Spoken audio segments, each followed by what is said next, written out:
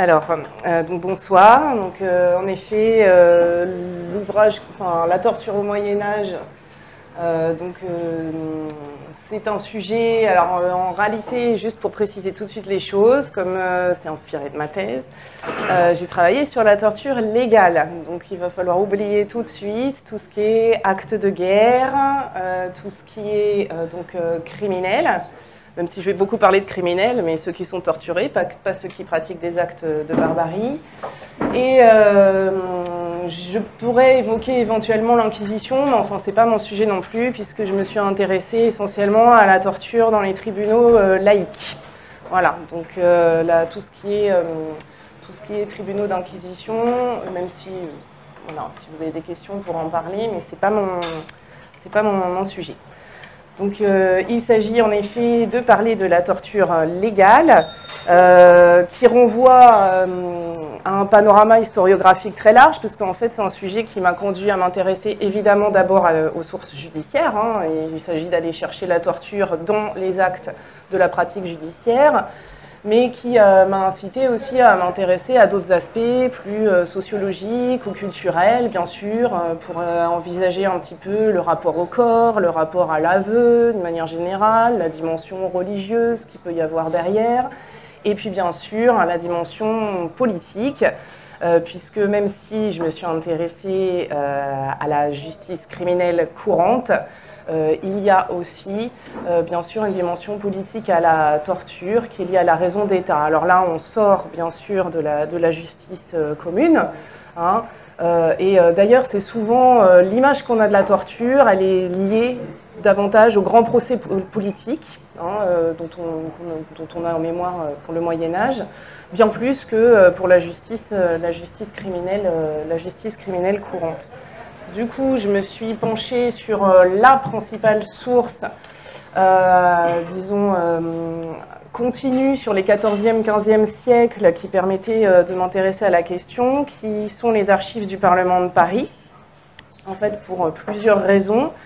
La première, c'est que d'abord des sources judiciaires, il ne nous en reste pas tant que ça pour les tribunaux de la justice.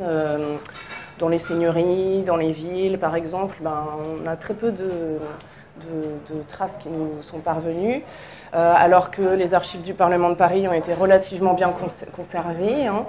Et puis, par ailleurs, c'est une source qui continue aussi, il y a très peu de lacunes, donc depuis la constitution des archives parlementaires au milieu du XIIIe siècle jusqu'à la période qui m'intéressait, la fin de la période qui m'intéressait, c'est-à-dire la fin du XVe siècle. Voilà, ça permet d'aborder les évolutions éventuelles et d'avoir un corpus de sources assez complet. Donc ça, c'est la première chose. Le Parlement de Paris, je vous rappelle qu'il s'agit évidemment d'une institution politique, mais quand même avant tout d'une institution judiciaire. Hein, on est au sommet de la pyramide de la justice en France au Moyen-Âge, c'est-à-dire que, pour faire simple, il y a toute une pyramide judiciaire en France, avec au sommet, je vais commencer par le sommet, la justice du roi qui est incarnée par le Parlement de Paris, hein, c'est vraiment l'incarnation de la justice royale, et puis donc en dessous, hein, on a différents échelons de justice royale avec les sénéchaussées et les bailliages. Et puis, on a aussi des justices plus locales, si je puis dire, hein, qui sont les justices détenues par les seigneurs ou par les communautés urbaines. Et également, on n'oublie pas les justices laïques des abbayes, des évêchés également. Hein, mais donc, on a en fait un enchevêtrement judiciaire assez complexe. Et du coup, l'intérêt des archives du Parlement de Paris, c'est aussi que c'est l'ultime cour d'appel.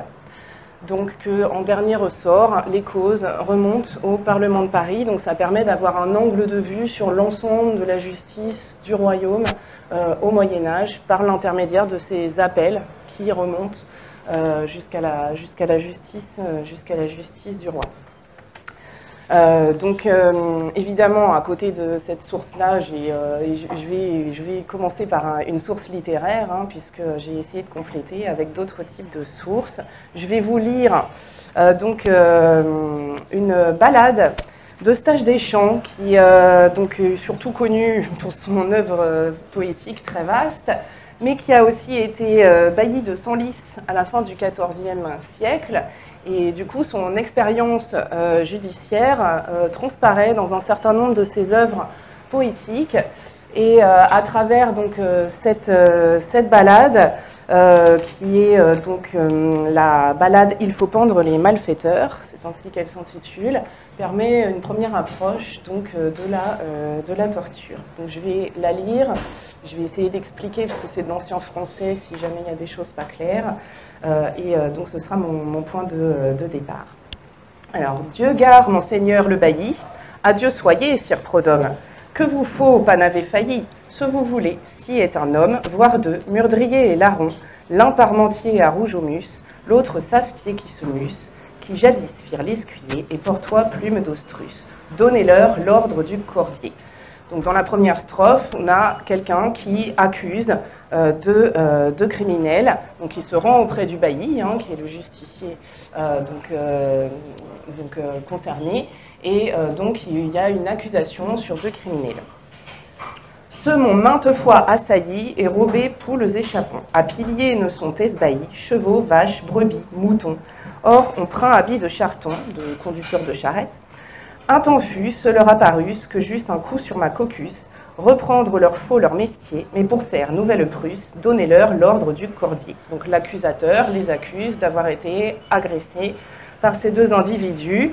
J'en profite pour expliquer, donnez-leur de l'ordre du cordier, qui a un double sens pour Eustache Deschamps, puisque bien sûr il y a l'idée de les pendre, bien sûr c'est criminel, mais en fait il y a une critique derrière de ces ordres de chevalerie qui étaient distribués comme faveur un peu à tout le monde, et donc vous aviez des gens de basse extraction parfois qui avaient pu être honorés de cette faveur et qui du coup se comportaient très mal et ne méritaient pas, selon Eustache Deschamps, cet honneur. Le bailli répond: Sergent, allez prendre ce lit à l'Omus, nous le voulons, et l'autre pour parler à lit. Ces deux mettez-en nos prinzons. Sire bailli nous appelons, de ce grief comme torturier. C'est bien dit, nous y pourverrons, donnez-leur l'ordre du cordier. Donc le bailli demande à aller chercher les criminels pour leur parler, et les deux criminels font appel. Ici, le terme torturier n'a rien à voir avec la torture, c'est l'idée d'être tordu ou dénaturé. Hein. Ici, je reviendrai sur les problèmes de vocabulaire posés par la torture. Or ça, venez parler à mi, n'ayez pas our, dit le bailli, hein. Nous nous doutons, pourquoi? V'est là notre ennemi, dites voir, chacun est prud'homme, hein, probe et honnête. Vous mentez, tost les jeux inons. Haro, qu'as-tu? J'ai pique-puce, je muire. Dis donc, ah, sainte Luce, certes, je suis larron, murdrier, bien vous le droit que je mourusse. Donnez-leur l'ordre du cordier. Donc le bailli demande un aveu aux criminels, qui évidemment sont réticents. En plus, ils expliquent que leur accusateur est leur ennemi, donc que les accusations ne sont pas fondées, qu'ils sont probes et honnêtes.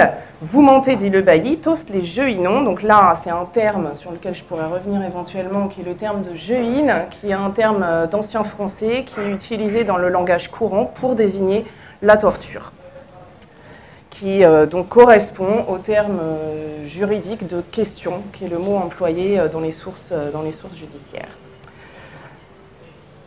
Il l'ara, donc donnez-leur l'ordre du cordier, il l'ara ses compagnes aussi, or tenez ces deux chaperons estreints, haro pour Dieu merci, vous serrez trop fort les boutons, c'est trop tard, nous nous repentons de confesser ayant indus, il vous vaut-y mieux estre en russe, diable vous firent chevauchier, tout homme qui bien d'autrui suce, donnez-leur l'ordre du cordier. Donc, nous nous repentons de confesser ayant indus, ça veut dire que la torture a atteint son objectif et que les criminels avouent leur faute.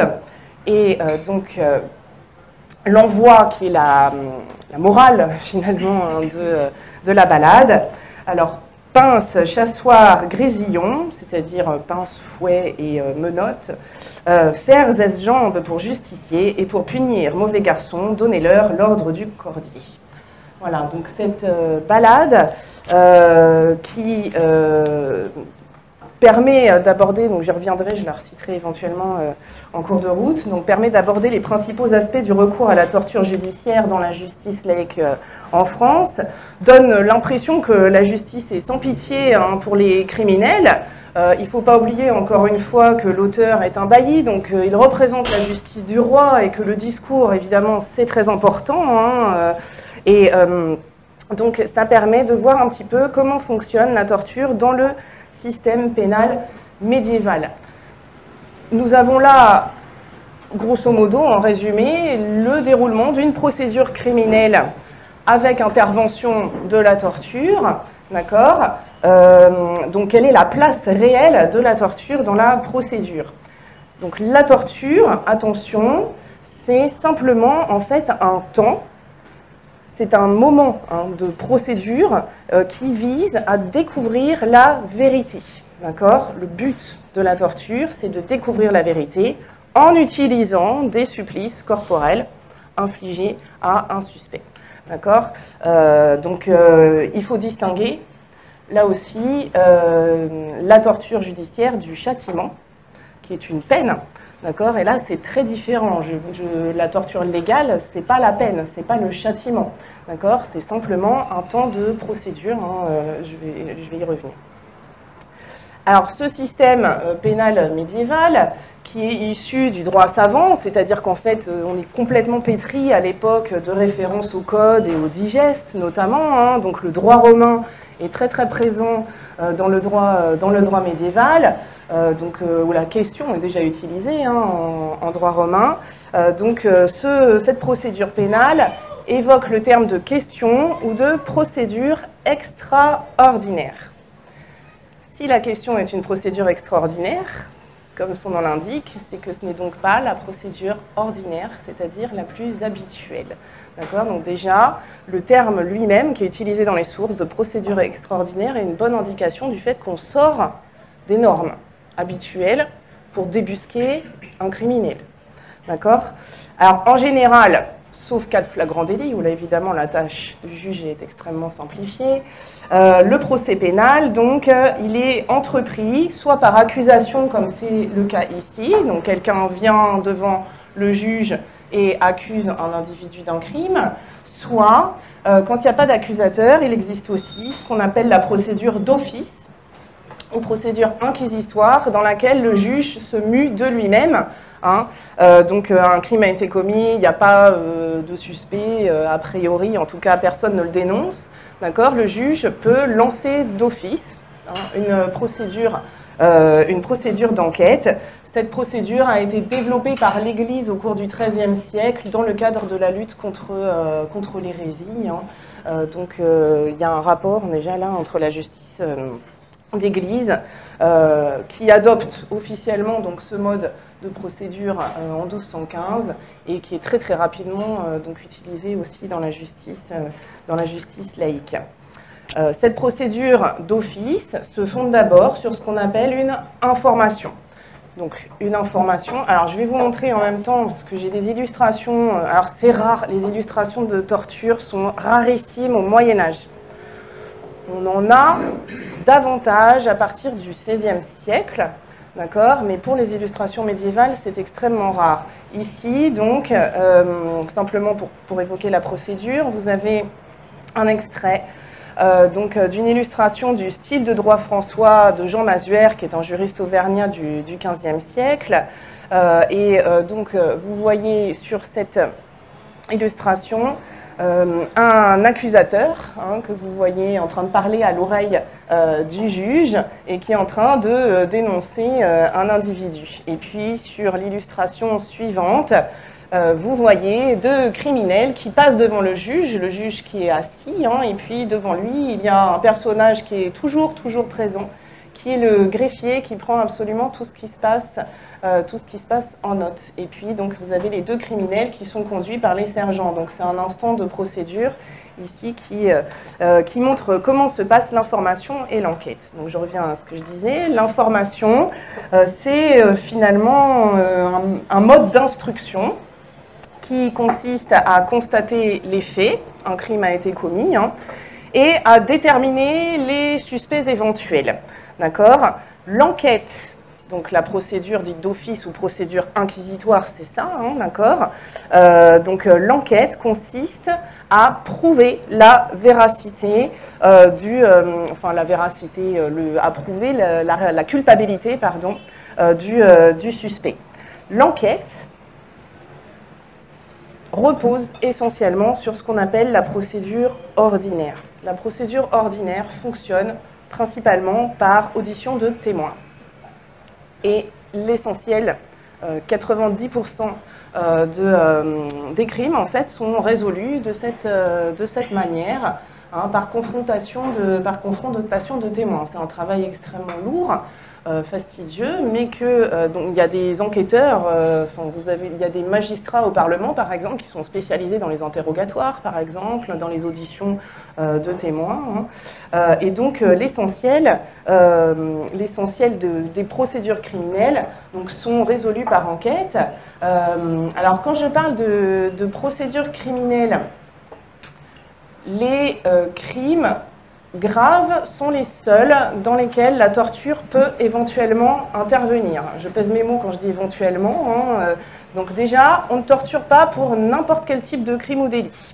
Seulement les crimes les plus graves. Alors mort d'homme, évidemment, vol, qui est le plus important des crimes d'un point de vue quantitatif, où on voit des torturés, hein. Après, ça va être crime contre les personnes, plus généralement, rapt par exemple, et puis contre les biens, comme les incendiaires, qui peuvent également être confrontés à ça. Après, il y a aussi les cas de sorcellerie ou d'hérésie, où là, il y a la justice laïque qui peut intervenir ponctuellement, mais souvent, c'est la justice d'église qui s'en occupe. Mais ça arrive, on voit des cas d'hérésie ou de sorcellerie, c'est rare, mais ça arrive dans la justice laïque. Donc déjà, la torture se limite aux crimes les plus graves. Par ailleurs, cette procédure de questions donc extraordinaire, c'est-à-dire lorsque les auditions de témoins n'ont abouti à rien du tout, hein, donc ne peut se dérouler que lorsqu'on a épuisé toutes les autres possibilités. Donc, il n'y a pas de témoins, ou les témoignages ne sont pas suffisamment fiables, ou alors les témoignages se contredisent. On n'a pas d'éléments matériels, parce qu'on voit les enquêteurs aussi qui sont capables de faire des déductions, hein. Tel voleur a été retrouvé avec une tasse en argent sur lui, vu son mode de vie, c'est pas logique. Il avait plusieurs bouts de ceinture coupés dans ses poches, donc c'est probablement un voleur, hein. Donc voilà, il y a des indices matériels qui peuvent mettre les enquêteurs sur des pistes. Et donc en général, ça suffit, dans plus de 90% des cas, à confondre le suspect. D'accord ? Donc là, on est encore dans le cadre de la procédure ordinaire. Pardon. Lorsque le juge est coincé, pas de témoin ou pas de témoin suffisamment fiable, pas de preuves matérielles, un suspect qui n'a évidemment pas envie d'avouer spontanément. Donc il peut, hein, les actes le montrent et les différents manuels destinés aux juges, hein, le montrent aussi, il peut recourir donc à la procédure dite extraordinaire. Cette procédure donc n'est possible que pour les crimes les plus graves, c'est-à-dire ceux qui sont passibles de peine corporelle et capitale dans les textes, c'est-à-dire qui peuvent éventuellement conduire à une peine de mort, hein. Donc ce sont vraiment les crimes les plus graves. Donc déjà, ça réduit quand même pas mal, on ne torture pas pour un vol de poule, hein. Donc ça réduit quand même déjà le champ des possibles. Par ailleurs, il faut avoir le droit de torturer, c'est-à-dire que tous les juges n'en ont pas le droit. Seuls les seigneurs disposant du droit de haute justice, et ce n'est pas le cas de tous les seigneurs, ont le droit de recourir à la torture. Sinon, c'est principalement la justice royale, hein, qui dispose de ce droit. D'ailleurs, on le voit dans un certain nombre d'actes. Il y a des juridictions dans lesquelles un crime grave a été commis et les juges locaux sont complètement perdus, parce qu'ils ne savent pas quoi faire. il n'y a pas de matériel sur place, ils n'ont jamais recouru à la torture, on va chercher un expert parfois à 50 ou à 100 km, parce qu'ils ne savent pas comment faire. Donc c'est bien qu'ils ne sont pas confrontés quotidiennement à ça. Dans les archives du Parlement de Paris, entre les années 1350 et les années 1370, j'ai comptabilisé seulement 6 cas effectifs de recours à la torture au Parlement de Paris. Donc, c'est vraiment le dernier recours, lorsque, comme alors, les procureurs dans les actes du Parlement de Paris, on a retranscrit ce que demandent les procureurs du roi, ou ce que évoquent les avocats, et les procureurs du roi expliquent, quand ils demandent une mise à la question, qu'il soit mis en procès extraordinaire et puni criminellement à mort. Ça va toujours ensemble. Donc on ne torture pas comme on veut, ni quand on veut, ni pour n'importe quel type de crime. Il faut... Alors, maintenant, je vais expliquer un petit peu comment ça se passe, le déroulement de cette procédure extraordinaire, qui, j'espère, vous l'avez bien compris, est déjà exceptionnelle, vraiment comme son nom l'indique. La décision de torturer un patient est prise donc en dernière extrémité, et elle est prononcée officiellement par le juge devant le prévenu par ce qu'on appelle une sentence interlocutoire. Je peux vous en donner un exemple. Donc le juge avertit le prévenu que s'il ne lui dissoit la vérité doucement, spontanément, il la lui fera dire par sa bouche et le fera mettre à question. S'il ne le dissoit, on l'en lui fera dire par force et sera mis à question. Donc il y a la menace, d'accord, et c'est l'acte de dire au prévenu, voilà, maintenant on en est à un stade où on change de procédure. D'ailleurs, souvent, ça va s'arrêter là, parce que les criminels savent très bien ce que ça veut dire, et on a beaucoup d'aveux à ce moment-là. C'est-à-dire que la torture, même si on a basculé à la procédure extraordinaire de question, les criminels ne sont pas effectivement torturés au sens où on l'entend, d'application de la douleur physique, parce qu'ils avouent à ce moment-là. Donc il y a déjà l'effroi, et ça, les juges savent très bien manipuler ces menaces-là pour obtenir des aveux. Si ça ne suffit pas, si la sentence de question ne suffit pas, donc le processus continue et on passe au dépouillement du prévenu, c'est-à-dire qu'on va le laisser on le déshabille, on le laisse en chemise. Alors ça se passe en général en sous-sol, dans les geôles, ou dans des endroits un peu humides, froids. Donc déjà le fait d'être déshabillé place dans une position d'humiliation qui là aussi peut suffire à obtenir un aveu. Et donc ils sont en fait despouillés tout nus, par exemple, nous disent les actes. Donc voilà encore une étape qui est franchie. Et après avoir été dépouillé, le prévenu est attaché à la question. Ça, c'est encore une étape qui, parfois, va stopper le processus, puisque là aussi, ça peut donner lieu à des aveux. Et tout s'arrête, parce que le but, c'est d'obtenir un aveu, ce que je vous ai dit tout à l'heure. Donc si on a l'aveu, tout s'arrête. Donc jusqu'à présent, même si on est dans la procédure dite de question, le criminel n'a pas été encore torturé à proprement parler, bien qu'on puisse débattre évidemment de la dimension psychologique de tout ce processus, qui en soi est une torture psychologique quand même. Mais donc ce n'est qu'après avoir été attaché donc sur la table de questions, je vais vous montrer des exemples après, que la torture elle-même peut intervenir. Et il y a plusieurs degrés de souffrance qui sont prévus. Là aussi, il y a une gradation dans le déroulement. Un jour, un prévenu qui était lié déjà par l'un des bras à la géhine, se veillant et sans qu'il fût tiré, c'est-à-dire sans qu'il fût torturé, confessa la vérité. Donc cette gradation, on a toute une mise en scène, quelque part, qui est destinée à obtenir un aveu. Le but n'est pas de faire souffrir. De toute façon, on ne sait pas encore si le criminel est innocent ou coupable. Donc le devoir du juge est de préserver l'intégrité physique. Il y a des excès, il y a des débordements, bien sûr, mais le devoir du juge, ils sont punis dans ces cas-là d'ailleurs, le devoir du juge est de préserver l'intégrité physique au cas où il serait innocent, puisque le juge lui-même doit préserver son âme.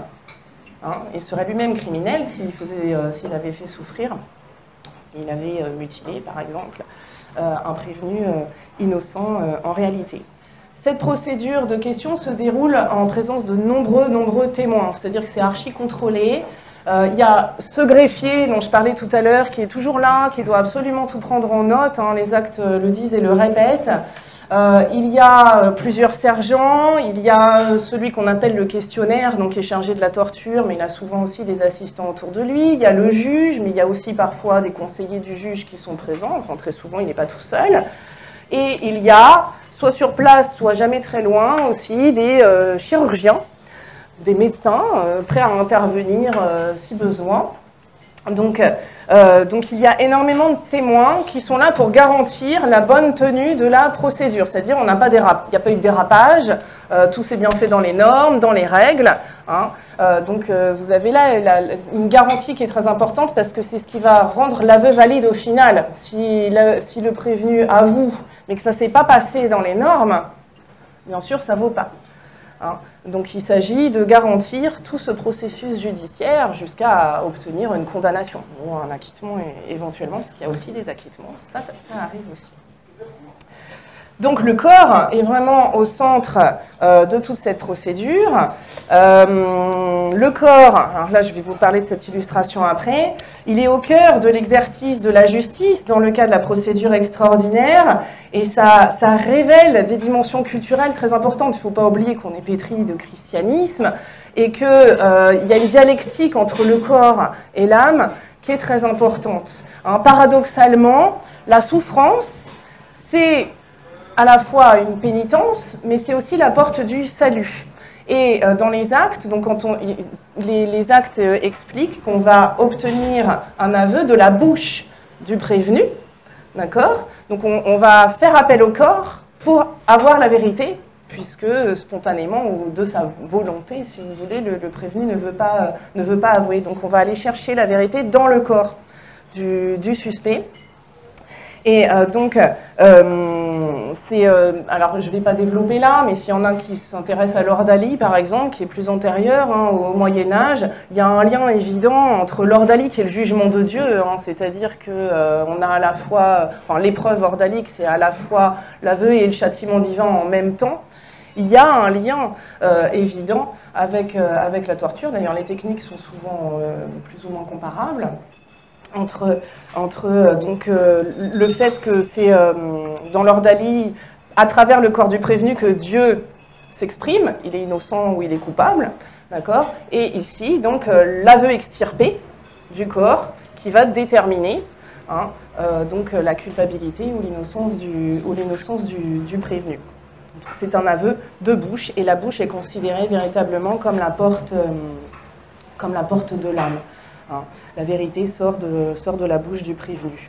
C'est du coup aussi perçu comme une autocondamnation. On peut faire des liens que je ne vais pas développer ici avec la confession sacramentelle. Hein, aussi, quand on va se confesser auprès du prêtre, faut avouer à moitié pardonner, comme on dit, mais enfin c'est vraiment ça. C'est-à-dire que le fait d'avouer, c'est déjà le chemin vers le salut. D'accord? Donc on aide le criminel à se sauver et à sauver aussi l'ordre social quelque part. Il s'agit de rétablir un ordre social. Donc voilà, c'est un paradoxe quelque part, mais en même temps qui est totalement, qui correspond tout à fait aux mentalités de l'époque. Alors comment est-ce qu'on torturait? Ici, vous avez une illustration d'un manuscrit de la fin du XVe siècle, donc ça fait partie de ces très rares illustrations antérieures au XVIe siècle, et celle-là est magnifique en plus de ça, où on voit une des tortures les plus courantes, qui est donc la pratique de l'étirement.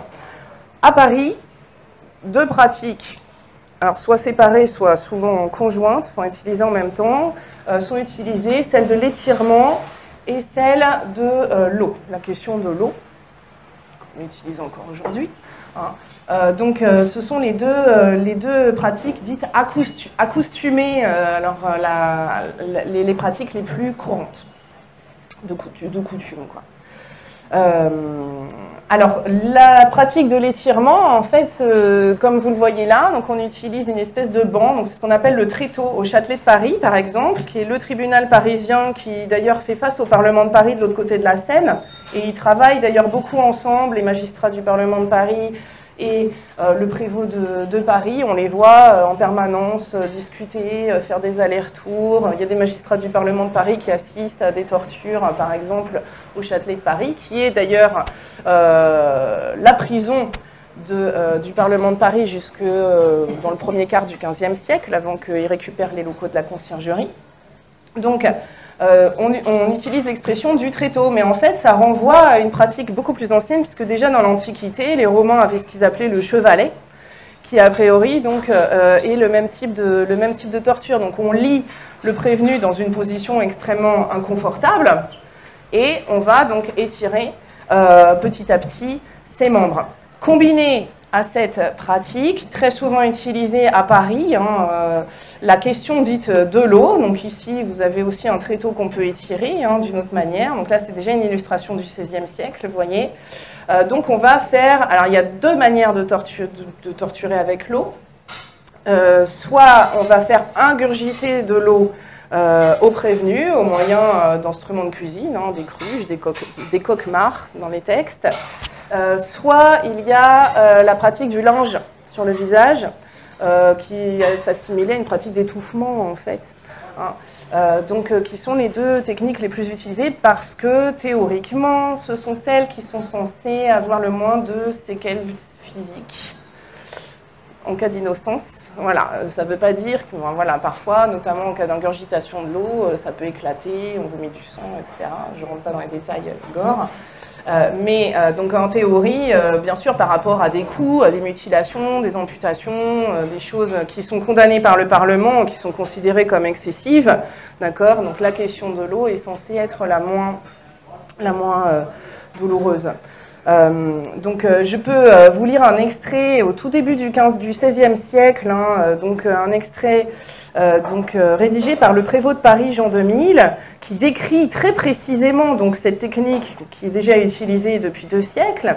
Mains et pieds liés de cordes par les questionnaires, il est mis en extension, la tête renversée en arrière, et le petit tréteau est glissé sous ses pieds afin que son corps soit le plus tendu qu'il se pourra. Un autre des tourmenteurs, tenant serré le nez de l'accusé, lui verse dans la bouche le premier coquemard d'eau, donc la cruche d'eau, pour de lui tirer vérité. Mais le dit accusé ne confesse rien. Le grand tréteau est alors glissé sous les cordes pour mettre l'accusé davantage en extension. Donc il y a une gradation dans l'étirement. Et d'ailleurs, parfois, les actes, notamment en cas de personnes peut-être fragiles de santé ou déjà un peu vieux, un peu vieillard, les sentences précisent qu'on va le questionner doucement ou légèrement, disent les textes, d'accord. En face de criminels patentés ou avérés ou récidivistes, on va torturer durement. Donc il y a vraiment des degrés de souffrance, donc finalement c'est très fin, si je puis dire, dans l'évaluation que les juges peuvent avoir de la résistance physique éventuelle du prévenu. À partir du deuxième tiers du XVe siècle, le Parlement de Paris utilise essentiellement les locaux de la conciergerie parisienne pour donc incarcérer et éventuellement torturer ses prévenus. Et il existe un questionnaire ou jeuneur attitré. D'accord, il y a une spécialisation progressive. Ce sont des sergents au XIVe siècle qui petit à petit se spécialisent. Mais ils ne font pas que ça, puisque ce n'est pas tous les jours. Donc en général, ils sont aussi sergents, ils ont d'autres tâches. Mais si jamais il faut recourir à la torture, ce sont à ces spécialistes, en quelque sorte, qu'on va faire appel. Bref, à Paris, en tout cas, il existe, au XVe siècle, un questionnaire attitré qui s'appelle Jean Loisé, à la fin du XVe siècle. Et donc, j'ai trouvé dans des actes de 1485 une description du matériel de torture, puisque le Parlement de Paris rénove à cette époque-là la chambre de la question, et donc il y a un achat de matériel. Et en fait, c'est pas tant de choses que ça, vous allez voir. Donc on a livré une longe et une tresse, un engin appelé le singe, qui est un engin d'élévation. On a trouvé un autre engin appelé les braies, qui servent à broyer, probablement un ancêtre des fameux brodequins qui ne sont pas utilisés au Moyen-Âge, mais qui vont devenir un classique de l'époque moderne, donc qui compressent les pieds de façon très forte. On a aussi une ponaille, donc une poulie, pardon, un coquemar, une cruche, un matelas couvert de cuir, une demi-douzaine de chemises et un coffre. Donc en fait, et le tout servant au fait de la question. Donc en fait, tout peut être rangé dans un coffre, dans un coin. Hein. C'est pas, on n'a pas l'apparat. Alors, vous avez sans doute en tête, si vous avez vu des musées de la torture, ce genre de choses, il y a des machines extraordinaires, etc. En fait, ces machines, elles ont plutôt un rôle, comment dire, pour impressionner. Hein. C'est un rôle de vitrine, si vous voulez. Et puis aussi, il y a une confusion souvent dans ces musées entre ce qui est utilisé pour faire avouer et puis les peines, les châtiments. D'accord? Donc là, effectivement, il peut y avoir des instruments de torture assez moches, mais il s'agit de châtiments, donc a priori des criminels avérés. Donc des ustensiles qui ne sont pas nombreux, qui tiennent pour la plupart dans un coffre et qu'on ne sort pas très souvent. Hein. Voilà finalement ce que c'est que la torture à Paris dans la justice royale.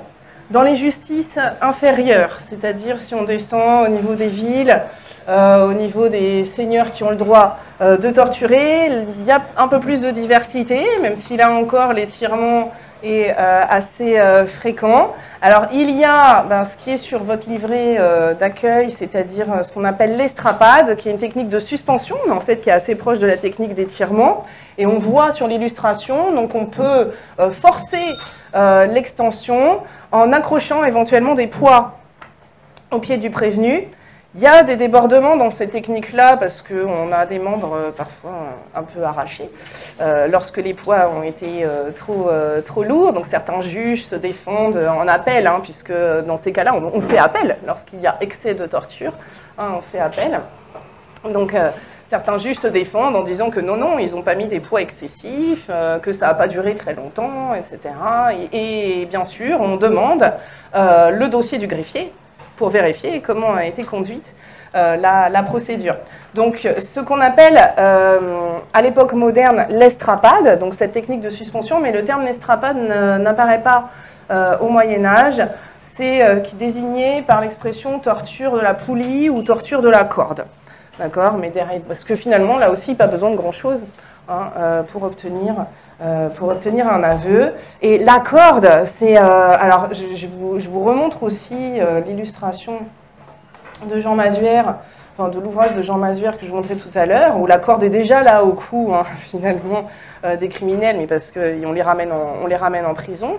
Dans la balade de Stage des Champs aussi, il s'agissait de donner l'ordre du cordier. La corde, finalement, elle est omniprésente dans la procédure extraordinaire des crimes passibles de peine de mort. D'abord, vous le savez sans doute, mais la peine de mort la plus fréquente, c'est la pendaison, donc c'est la corde. La corde, donc, elle est utilisée, que ce soit pour l'estrapade ou que ce soit pour le tréteau. Il y a aussi une technique de compression par la corde qui est utilisée dans les juridictions inférieures, qui est un mode donc, de compression de la tête dans une corde. Par exemple, en 1395, le prévôt de Bray-sur-Seine aurait fait enserrer la tête d'un patient avec une corde qu'on serra tant à un bâton que 2 fois on l'a rompue, donc la corde a été rompue, d'où l'appel. Mais donc ce type de torture est interdit à la fin du XVe siècle par le Parlement de Paris. Donc, bon, je vais pas. Le but du jeu, c'est pas de faire un petit musée des horreurs et de détailler tous les types de tortures possibles et imaginables. En réalité, donc, il n'y a pas tant. Enfin, si. Je regarde ça pour les questions. Il n'y a pas tant de méthodes variées variées ou pas. Après, il y a d'autres méthodes de pression qui sont utilisées, qui ne sont pas l'application directe d'une douleur physique, mais qui participent de la procédure extraordinaire. Alors, je vous parlais des menaces au moment de la sentence de torture tout à l'heure, qui sont déjà une forme de pression psychologique très forte, parce que tout le monde sait ce que c'est que la procédure. Enfin voilà, Stage Deschamps, on a fait une balade, enfin, c'est, si vous voulez, l'opinion publique, hein, sait ce que ça veut dire. Donc il y a cette pression psychologique, il y a aussi l'incarcération. Et l'incarcération, parce qu'on a besoin d'avoir le criminel sous la main, hein, donc il n'est pas élargi, habitant chez quelqu'un avec une adresse qu'il a laissée, hein, on veut l'avoir sous la main, et il faut voir les prisons dans lesquelles on les garde. Par exemple, en 1384, un prévenu dans la région de Tours a été emprisonné en prison mauvaise, là où les crapauds et couleuvres estoient, et on l'a nourri qu'au pain et à l'eau. Ce qui est d'ailleurs une peine pratiquée par l'Inquisition, hein, la prison à pain et à l'eau. En théorie, dans la justice laïque, la prison est surtout utilisée de manière transitoire, c'est-à-dire c'est très rarement une peine, c'est pour avoir le criminel sous la main, mais les conditions de détention parfois aussi font craquer les prévenus, et donc il y a vraiment tout un environnement, si vous voulez, spécifique, hein, à cette procédure extraordinaire qui participe de l'aveu. Quand la torture dépasse la mesure, puisqu'il y a toutes ces normes, parce que quand je vous parle d'étirement ou de question de l'eau, de greffier qui note tout, c'est parce que tout est cadré. Lorsqu'on déborde des cadres, la torture devient inhumaine ou horrible ou vilaine. Ce sont les termes qu'on trouve dans les actes, qui vont justifier un appel auprès du Parlement de Paris et qui parfois d'ailleurs justifient la condamnation d'un juge qui s'est laissé aller à ce qu'on appelle des excès. Donc un excès, juridiquement, désigne, alors, comme son nom s'indique, un excès de zèle, c'est-à-dire que le juge s'est laissé emporter et qu'il y a des séquelles physiques. Alors parfois, certains juges s'en sortent parce qu'ils ont fait vraiment dans les normes et c'est pas de chance, si je puis dire. Et puis d'autres fois, donc ils sont condamnés et parfois à des amendes très lourdes, voire à des privations d'office, hein, terminer le boulot. Donc il y a cette possibilité-là et c'est là que le Parlement de Paris joue un rôle très important parce qu'à travers ces appels pour excès, le Parlement de Paris va rappeler la norme.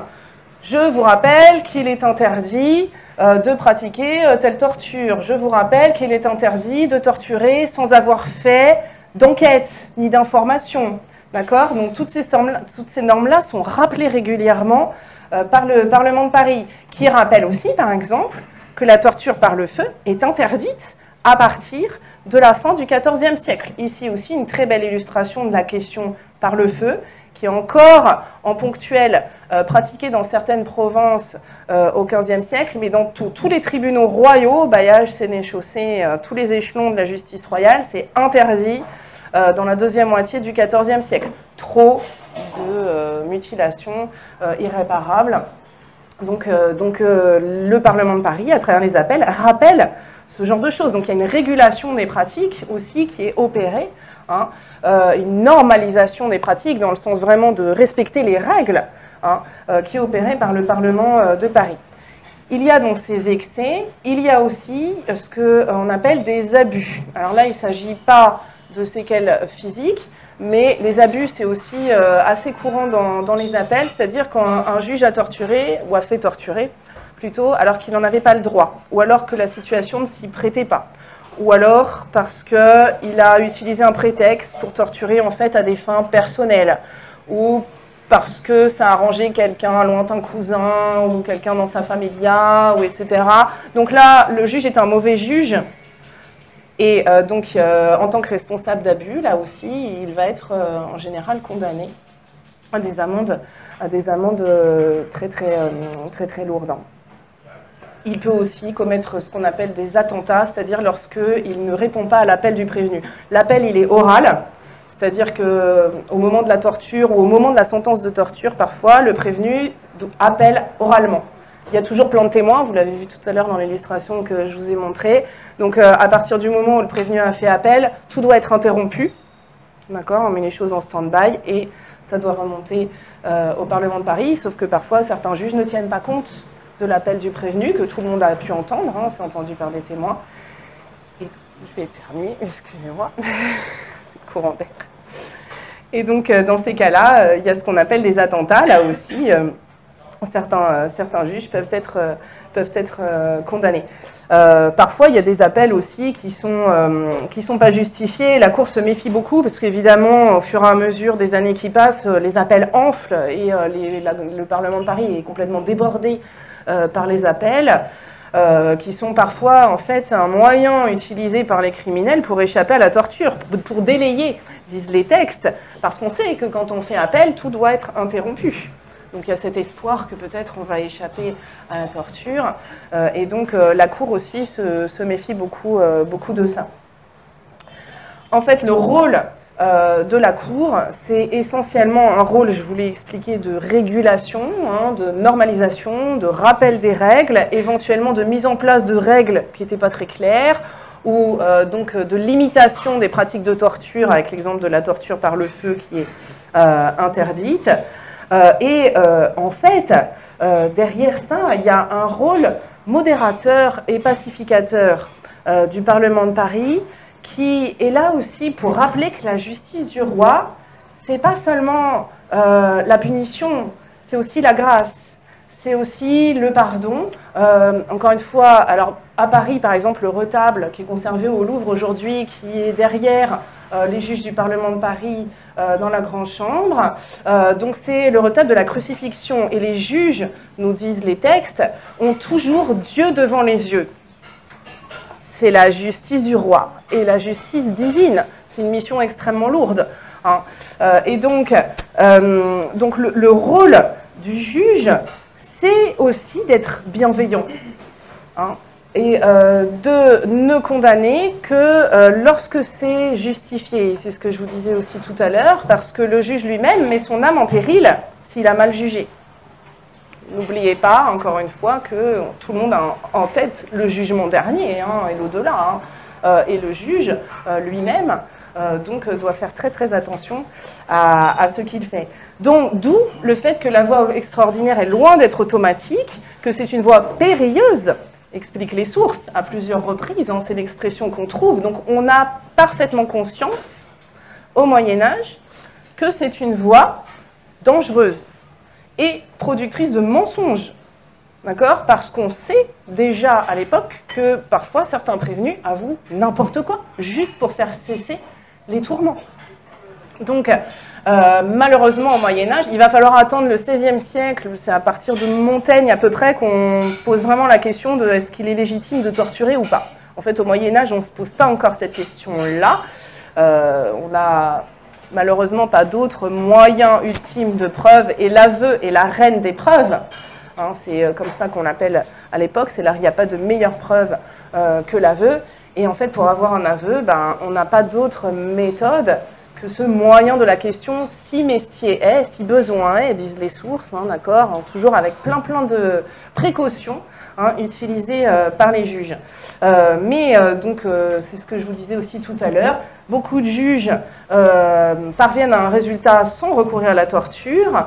Il y a des spécialistes vraiment de l'interrogatoire qui vont évaluer les contradictions dans les allégations d'un prévenu, qui vont évaluer sa réputation, bien sûr, parce que la fama, la réputation, c'est fondamental aussi. Hein, quelqu'un qui est réputé criminel ou qui est récidiviste ou dont on se souvient, parce qu'au Châtelet de Paris, par exemple, on se souvient que celui-là, il y a 10 ans, on l'a déjà vu passer devant nous. Hein. Donc tout ça mis bout à bout fait qu'il y a des faisceaux d'indices qui souvent permettent aux juges de trancher. Donc même si la torture au Moyen-Âge n'est pas remise en cause dans son principe, c'est vrai qu'il faut attendre l'époque moderne pour commencer à se poser la question de la légitimité de la torture. Dans les faits, on sait que c'est une voie dangereuse. Et au Parlement de Paris, de plus en plus au cours du XVe siècle, on trouve des sentences qui ne condamnent pas un suspect à la question, mais simplement à lui montrer les instruments de torture. D'accord? Donc là encore, il y a vraiment cette idée que ça peut suffire et il n'y a pas besoin d'aller au-delà. La torture, on sait qu'elle n'est pas toujours fiable pour atteindre la vérité. Et le juge doit être, alors le juge du Beauvaisis, selon Beaumanoir, au XIIIe siècle, doit être doux et débonnaire, sans félonie et sans cruauté. C'est important, parce qu'encore une fois, hein, c'est la justice du roi et c'est la justice de Dieu. Donc la miséricorde, c'est aussi un moyen de s'imposer. Et justement, le Parlement de Paris, politiquement, joue un rôle très important de contrôle progressif par la voie de l'appel des juridictions inférieures. Et ça se sait, c'est-à-dire que de plus en plus, encore une fois, il y a une invasion des appels, de plus en plus au Parlement de Paris. Donc le Parlement de Paris va se permettre de corriger la justice d'un juge, de lui donner des conseils, de lui envoyer un conseiller pour l'aider. Donc il y a une dimension pédagogique aussi, de lui dire de refaire l'information peut-être, parce que là elle a été faite un petit peu trop rapidement, etc. Mais finalement, derrière cette pédagogie et ces conseils de bienveillance, il y a une mainmise progressive de la justice du roi sur les justices inférieures. Et c'est vraiment la construction d'une justice d'État qui se fait progressivement à travers les appels pour torture. Alors évidemment, pas seulement les appels pour torture, hein, il y a d'autres appels pour d'autres raisons, d'accord, donc c'est la justice du roi qui s'impose progressivement à travers l'activité normative et les jugements en appel. Et donc la torture, par exemple, qui doit s'imposer et être diffusée dans l'ensemble du royaume, c'est la torture courtoise. Mais la torture courtoise, comme l'amour courtois d'ailleurs, c'est-à-dire la torture en usage à la cour, qui est celle qui doit être pratiquée dans le royaume. Alors, je vais terminer quand même avec un mot sur l'instrumentalisation politique de la torture, même si je sors un petit peu du sujet, mais tout ce que je viens de vous expliquer se lève dans des cas particuliers, qui sont des cas où la raison d'État est en jeu, et ce qu'on appelle les crimes de lèse-majesté. Alors là, bien sûr, toutes les barrières se lèvent, bien sûr, puisque là, il s'agit donc de raisons d'État. Mais là, on bascule d'ailleurs dans un autre contexte, parce que c'est plus du tout la justice courante. Les grands procès politiques, Jacques Coeur, par exemple, au milieu du XVe siècle, qui a été confronté à la torture, hein, et qui a avoué tout ce qu'on a voulu, lui aussi. Hein. Les grands procès politiques sont très rarement menés par des tribunaux de la justice, de la pyramide judiciaire habituelle. Il y a des commissions spéciales qui sont créées par le roi dans ces cas-là. Il y a et alors souvent ces commissions spéciales, il y a des parlementaires, des magistrats du Parlement qui y participent, le prévôt de Paris souvent y participe aussi, mais ce sont des commissions spéciales, c'est-à-dire on sort des cadres, et c'est vraiment compris comme ça. D'accord ? Et le roi peut demander d'ailleurs à ce que la justice soit plus expéditive, etc. Mais là, les enjeux sont plus des enjeux de justice, ce sont des enjeux politiques, d'accord ? Et du coup, on sort du cadre de la justice criminelle courante. Voilà, je suis allée un peu vite sur la fin, et comme ça, vous avez du temps pour les questions. Merci.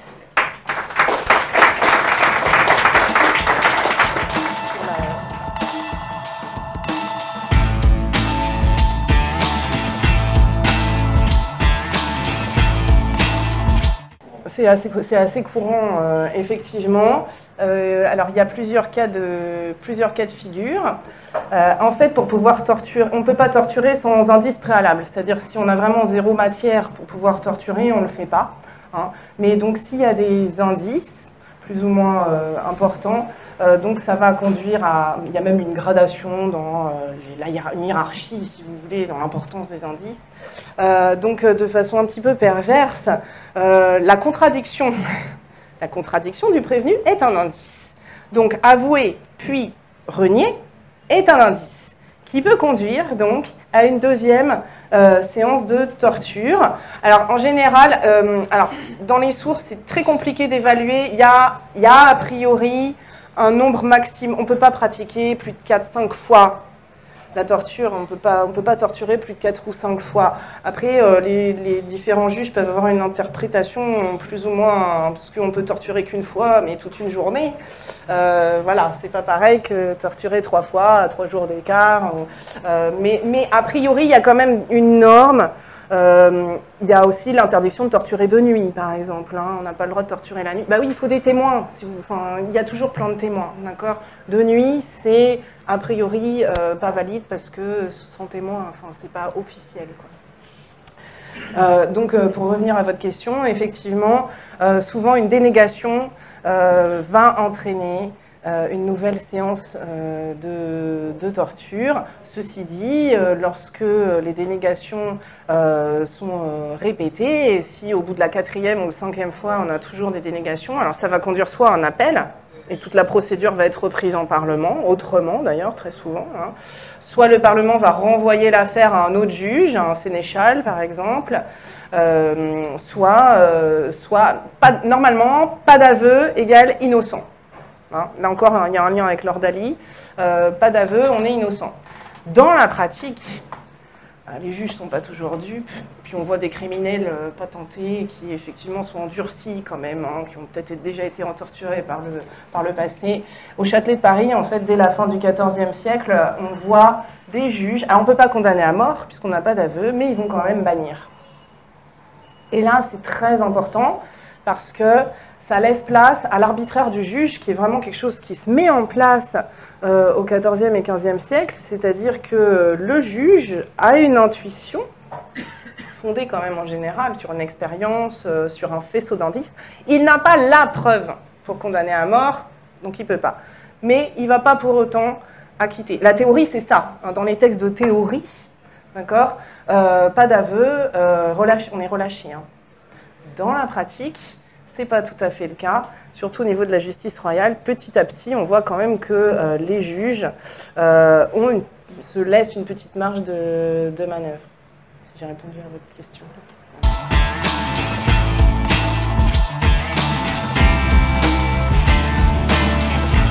Alors là aussi, c'est pas, il n'y a pas de texte qui dit exactement. Ceci dit, alors il y a une grande ordonnance criminelle qui est rédigée en 1499, qui reprend quand même un certain nombre de choses. Et a priori, donc, y a un certain nombre de normes qui sont rappelées, où effectivement, on ne peut pas torturer. Alors là encore, ça dépend probablement des régions, mais pas plus de 3 à 4 fois. Hein. Dans certains textes normatifs aussi, c'est précisé. En général, c'est 3-4 fois. Il faut toujours qu'il y ait au moins 4 ou 6 personnes présentes également.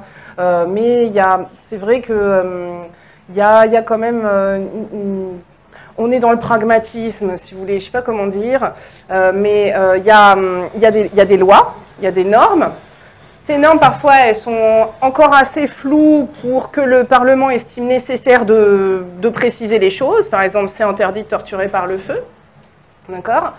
Et puis il y a aussi ce qu'on appelle les coutumes, c'est-à-dire qu'il y a la loi du roi, mais, et ça remonte parfois à la fin de l'Antiquité et au début du Haut-Moyen-Âge, il y a aussi les coutumes, c'est-à-dire que dans chaque province, on a aussi des habitudes judiciaires, si je puis dire, qui ne sont pas forcément les mêmes d'une région à l'autre. Alors petit à petit, le Parlement va réglementer toutes ces coutumes, hein, et puis il va y avoir une rédaction officielle des coutumes qui va se faire, donc là aussi il y a une mainmise. Je ne peux pas vous dire exactement combien de fois, à partir de quand, mais a priori, s'il n'y a pas d'aveu au bout de la 3e séance de torture, dans ce que j'ai pu constater, hein, en effet, on est relâché. Voilà, mais en fait c'est rare, enfin comment dire, la plupart du temps, ils avouent tout ce qu'on veut. Hein. Dans la réalité, rares sont ceux qui résistent, à part encore une fois au Châtelet de Paris, on voit des criminels récidivistes qui manifestement, on raconte que certains s'entraînent à se torturer les uns les autres pour s'endurcir, etc. Ça fait partie des légendes urbaines de l'époque. Mais là, en fait, les gens avouent souvent beaucoup de choses, et même d'ailleurs plus que ce qu'on attend d'eux. Et même une fois qu'ils ont commencé à avouer, on va arrêter la séance de torture. Alors ce que j'ai pas dit non plus, c'est que quand c'est fini, on doit aussi les emmener se réconforter auprès d'un feu, s'abreuver un peu, se réchauffer, reprendre du poil de la bête, quoi. Et que l'aveu ne va être valable que lorsqu'il est répété, effectivement, hors de la torture. C'est souvent là, d'ailleurs, qu'il y a des négations. Hein. J'ai parlé, je dis n'importe quoi parce que j'avais trop mal. Hein. Mais la plupart du temps, en fait, ce qu'on s'aperçoit, et c'est ce que je vous disais sur ce rapport au corps, parce que souvent, quand on torture, il y a quand même des présomptions sérieuses. En fait, ça débloque la parole. C'est-à-dire qu'on a... Le prévenu va craquer sous la torture, et en fait, il va tout déballer après devant le juge. Il va en raconter encore plus, enfin, il va continuer sa confession, bien au-delà de ce qu'il a pu dire au moment où il avoue sous la torture, qui, encore une fois, n'est pas valable en justice. Il faut que l'aveu soit répété après s'être reposé un petit peu. Hein. Mais il y a vraiment... il y a un verrou qui est levé, en fait. Hein. Après, on est tributaire des sources, c'est-à-dire que les archives du Parlement de Paris, je vous l'ai dit, on n'a pas que, mais on a quand même surtout des causes d'appel. Donc ça veut quand même dire que ce sont déjà des affaires qui ont posé problème, qui arrivent jusqu'au Parlement de Paris. C'est-à-dire qu'on peut imaginer, dans les cas de figure où le juge a le droit de torturer, ce qui encore une fois n'est pas gagné, hein, c'est ce que je vous disais, mais on peut imaginer que tout s'est déroulé normalement, qu'on a obtenu des aveux au moment de la sentence de torture, au moment où on allait torturer, et que les aveux sont confirmés dans la foulée de façon officielle. Et alors là, évidemment, on a zéro trace, d'accord? Mais c'est censé se passer comme ça. En fait, dans les causes d'appel, on retrouve ça en négatif, si vous voulez, parce que tout ce qui ne va pas est souligné. Donc du coup, si on retourne les choses, on dit, bon, bah, alors normalement, comment ça doit se passer pour qu'il n'y ait pas appel? Voilà.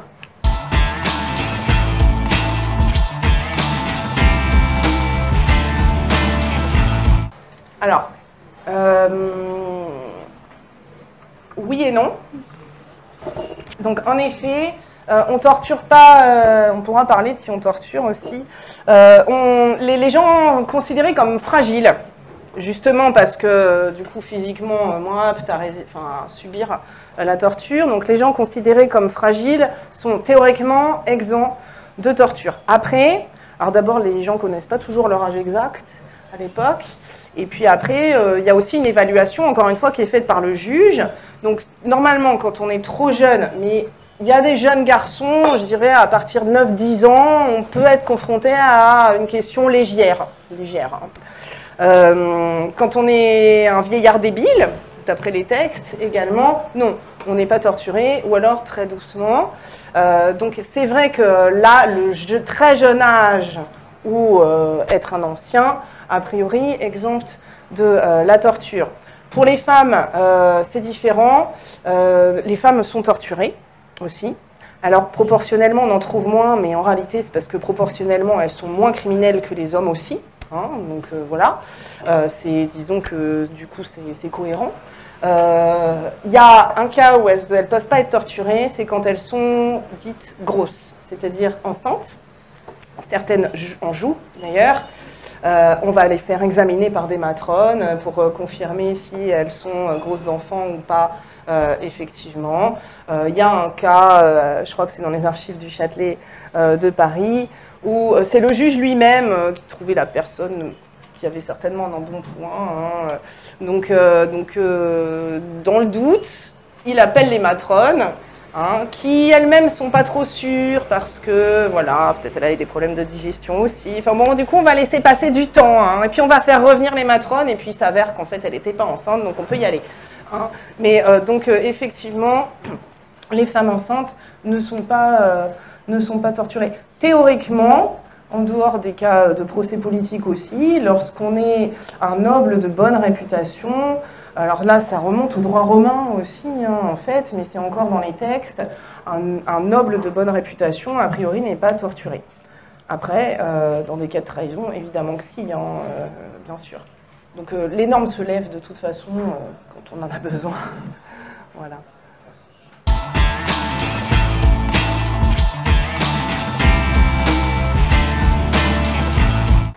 Alors plus courante, je ne peux pas vous dire parce qu'on est encore dépendant des sources.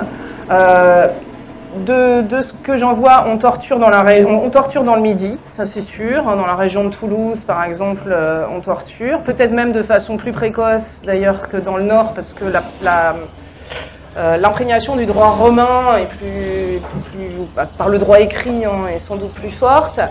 Mais on torture aussi beaucoup dans le Nord.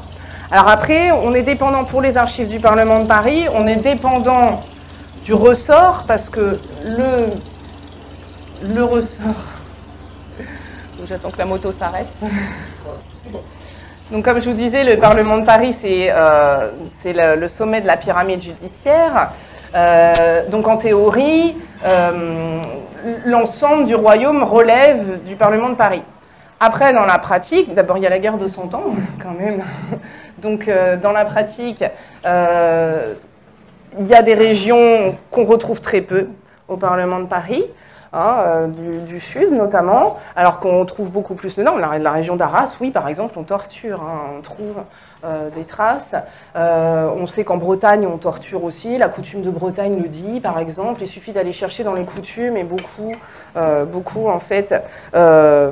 alors elle-même souvent inspirée du droit romain, mais enfin beaucoup soulignent quelques petits passages sur la question. Alors après, est-ce que c'est simplement une reprise du droit romain ou est-ce que c'est effectivement pratiqué? C'est compliqué à dire aussi, parce que, encore une fois, il y a les sources théoriques et puis la pratique, mais sur la pratique, on manque quand même de documentation. On en a, par exemple en Bourgogne, on torture aussi, c'est quelque chose qui est inscrit dans le droit, en tout cas. Voilà. Après, encore une fois, il y a beaucoup de seigneuries où on ne torture pas juste parce qu'on n'a pas le droit. On n'a pas le droit de torturer, c'est la justice royale qui intervient.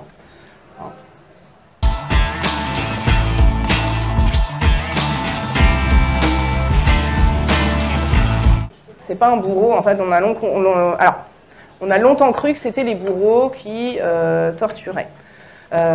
Il arrive dans certaines provinces, localement, effectivement, qu'il y ait une sorte d'homme à tout faire qui, du coup, va faire office de sergent, de bourreau, éventuellement de questionnaire. Mais sinon c'est un sergent donc le rôle des sergents, qui d'ailleurs souvent ont un autre métier à la ville, parce que sergent, ça ne fait pas nourrir sa famille. Donc le sergent qui va être commissionné pour aller arrêter quelqu'un, pour délivrer un mandat, pour un mandement de la cour, etc. À côté, il va avoir une profession, aubergiste, boucher, etc., dans la vie habituelle. Et donc certains sergents, petit à petit, se spécialisent dans la torture, jusqu'à, dans les plus grandes juridictions, et c'est le cas à Paris par exemple, jusqu'à ce qu'il y ait un office de questionnaire qui soit mis en place, mais là il faut attendre le XVe siècle, d'accord, et ça devient un office. Mais ils ne bossent pas tous les jours, ça c'est clair. Voilà. Mais le bourreau, on a longtemps pensé, et en fait il y a beaucoup de justices où on voit deux individus différents.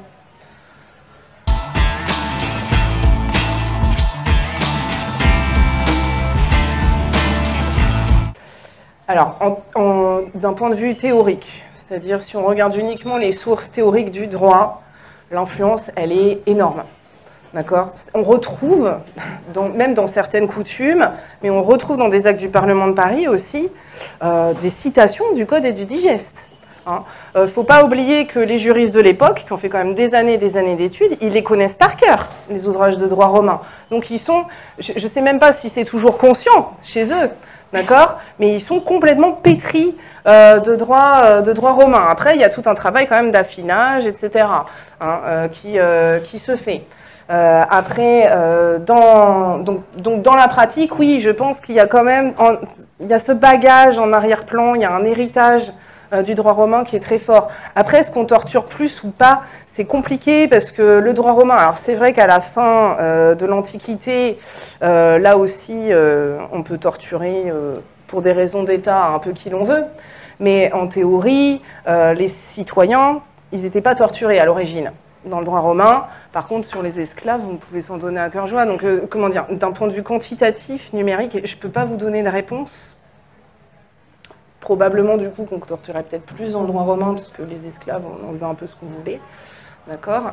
Je peux pas vous donner de réponse précise du coup, alors il faudrait, et puis bon, la torture romaine, je m'y suis intéressée, mais de façon périphérique, je peux pas vous dire. Ce qui est certain par contre, et là c'est une certitude, c'est que dans l'esprit, si vous voulez, le droit romain, il est présent, même si, notamment au XVe siècle, il y a un effort dans la justice française d'individuation, si je puis dire, c'est-à-dire d'avoir une justice française spécifique, et c'est aussi une des œuvres du Parlement de Paris, hein. Donc c'est tout ce travail d'affinage, hein, de normalisation, etc., qui fait qu'on va progressivement, alors je ne peux pas dire se libérer complètement du droit romain, mais construire un droit français spécifique. Et ça, c'est au cours du XIVe et du XVe siècle que ça se fait. Et la preuve, parce que je parle de torture depuis tout à l'heure, mais en fait, le mot torture, il n'est pas utilisé avant le XVe siècle. C'est le terme quaestio qui est utilisé, qui est le terme du digeste et du code, hein, dans le droit. Donc là, il y a un héritage qui est évident. Le mot torture, tortura, d'ailleurs, c'est pas une procédure, hein. Tortura, étymologiquement, c'est simplement, c'est ce qu'on traduit en français par le tourment, la souffrance physique, mais hors de tout cadre juridique, si vous voulez. Et le mot torture, appliqué à la procédure vraiment judiciaire, il apparaît qu'à la fin du XVe siècle dans les textes de droit. Avant, c'est quaestio pour les textes de droit et jein pour les textes en français. Jein, ça vient du terme jeir, qui signifie avouer. Et évidemment, dans les esprits, tout de suite, il y a aussi un... Et d'ailleurs, dans les copistes, on le voit tout de suite, parce que parfois, ils écrivent jeun et pas jein. Et il y a un rappel évident de la jeune infernale, hein, qui est évident dans les esprits. Mais le terme quaestio romain, il est utilisé dans les sources de droit jusqu'à la fin du XVe siècle. Et le mot torture, alors, il doit être mentionné une fois dans le procès de Jeanne d'Arc, je crois. Et je ne suis pas certaine que ce soit pour la procédure. Je pense que c'est juste pour tourment, souffrance, donc, physique, mais bon, ça reste à prouver. Donc, dans les textes, c'est dernier quart du XVe siècle, dans les textes de droit, qu'il y a le terme torture ou tortura qui est utilisé, mais là, vraiment appliqué pour la procédure extraordinaire. Le mot quaestio, d'ailleurs, parce qu'on a souvent eu tendance à voir la torture partout, parce qu'il y a juste un problème de langage. La quaestio, au départ, c'est simplement, c'est la controverse judiciaire, si vous voulez. D'accord? Il y a un débat judiciaire. C'est ça la quaestio. Quand on lit trop vite, on voit le mot quaestio, on se dit c'est la question, il y a la torture, etc. Alors qu'en fait, pas du tout. Il n'y a rien du tout qui relève de la procédure extraordinaire là-dedans. Le mot quaestio, il est utilisé dans des expressions spécifiques, hein, qui sont, on va recourir, je vous le fais en français, mais on va recourir à la procédure extraordinaire au moyen de la question. Là, oui, il y a torture. Mais il y a un procès entre un tel et un tel, ça va être le mot quaestio qui va utiliser tout pareil, et il n'y a rien à voir avec la torture. Donc le vocabulaire, en fait, j'ai fait toute une étude, je vous en ai pas parlé là, mais vraiment fine, du vocabulaire, et donc il est trompeur parfois. Voilà.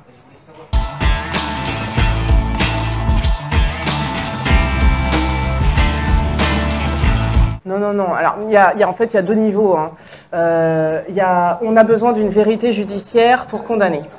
C'est-à-dire que, là encore une fois, le juge pense à son âme, et devant Dieu, au moment du jugement dernier, s'il y a eu un aveu, même si c'était un innocent, il y a eu un aveu et il a fait son boulot dans les règles, il n'a rien à se reprocher, d'accord? Donc pas de problème. Alors, la torture, Saint Augustin, Saint Thomas d'Aquin, hein, est un mal nécessaire. Il y a une évolution qui se fait au cours du Moyen-Âge, parce que, évidemment, l'Église a été hyper méfiante avec la torture pendant très longtemps. Il a fallu attendre le XIIIe siècle à cause de l'hérésie, en quelque sorte, pour qu'elle l'adopte. Mais en fait, bien sûr, l'Église, c'est les martyrs chrétiens de l'Empire romain. Hein, donc voilà, il y a un rapport à la torture qui est vraiment très très ambigu. À partir du XIIIe siècle, voilà, il y a des bulles, c'est bon, il n'y a plus de complexe. Mais jusqu'au XIIIe, ceci dit, donc voilà, chez les philosophes chrétiens, la torture est considérée comme un mal nécessaire. Et dans les actes de la pratique, finalement, c'est ce qu'il ressort aussi. Alors à mon sens, c'est Montaigne le premier, mais donc, bon, ceci dit, c'est assez tôt, enfin voilà, mais c'est au XVIe siècle que la question, dans son fondement, dans son principe, est débattue. Après, il y a Beccaria aussi, un peu plus tard. Et puis, en fait, les vrais débats, ils vont avoir lieu au moment des Lumières. Hein, et c'est Louis XVI qui va abolir la torture juste avant la Révolution française. Les vrais débats de fond, hein, à partir de Beccaria et les Lumières, Montaigne est un des tout premiers à avoir posé la question. Avant, c'est gênant, hein, clairement, on le voit, il y a des avocats dans les plaidoiries qui disent mais on sait très bien que la torture, c'est une chose periculosa en latin, hein, périlleuse, vraiment. Hein, donc on le sait, mais il n'y a pas de police scientifique. Voilà, mais quand on a des indices matériels, on essaye de faire autrement. C'est vraiment le recours ultime. C'est considéré comme le recours ultime, mal nécessaire, quand on ne peut pas faire autrement.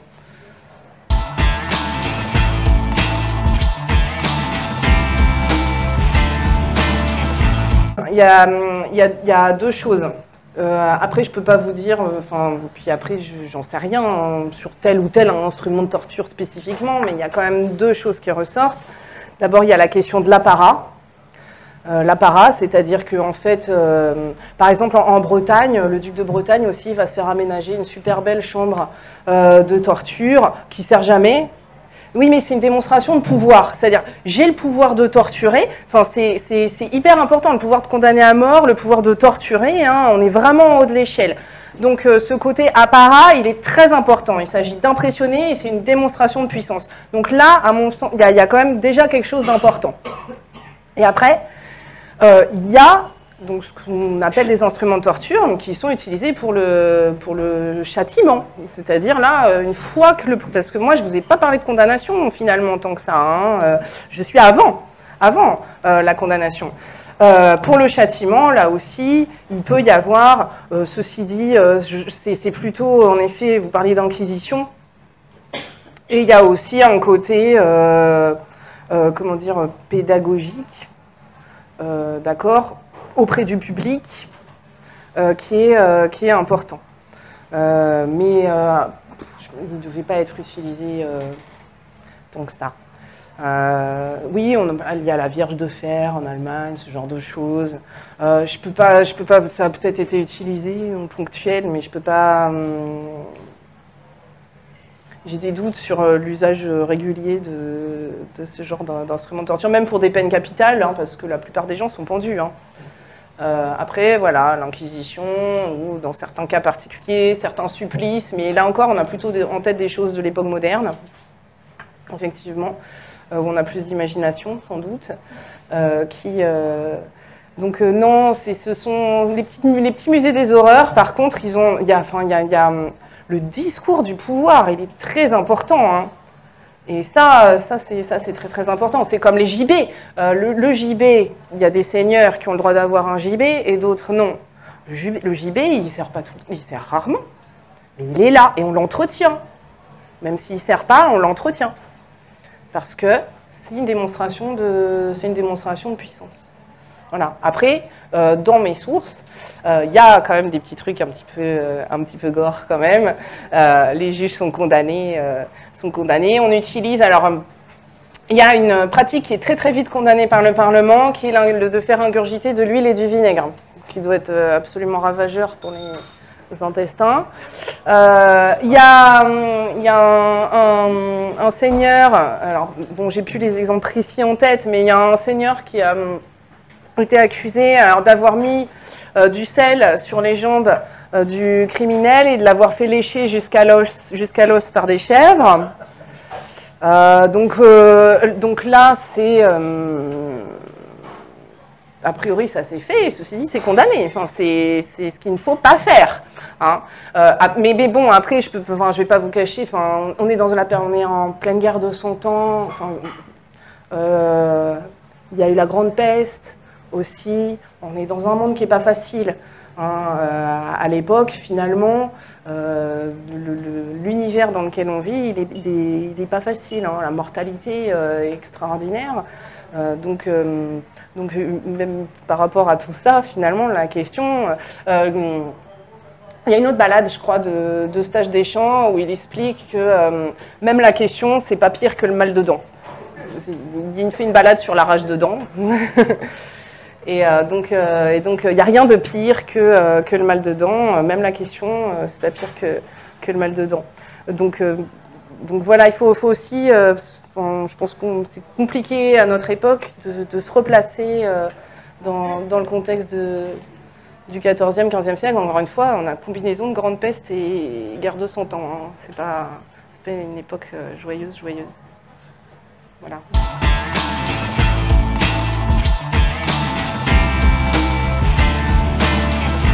Alors, il y a une justice à deux vitesses, hein, clairement. Il y a une justice à deux vitesses. Donc les nobles, donc en théorie et depuis le droit romain, sont censés être exempts de questions. Certaines villes, les notables aussi de certaines villes, notamment dans le cadre de la guerre de 100 ans, lorsqu'elles ont pris le parti du roi, elles obtiennent des privilèges. Il y a des chartes urbaines qui expliquent que les notables seront exemptés de torture aussi. Alors là, on est quand même dans la théorie, c'est-à-dire qu'en théorie, effectivement, certains notables de certaines villes où les nobles sont exemptés. Dans la pratique, il y a deux choses. D'abord, proportionnellement, les criminels sont quand même souvent plus des marginaux que des nobles, il faut le dire, sauf dans le cas de meurtre, où on peut trouver des nobles, ou dans des cas de rapt, ok, mais quantitativement, en proportion, ce sont plutôt des marginaux, des gens de basse extraction, hein, qui sont des criminels, donc forcément, proportionnellement, ils sont davantage confrontés à la torture que les nobles.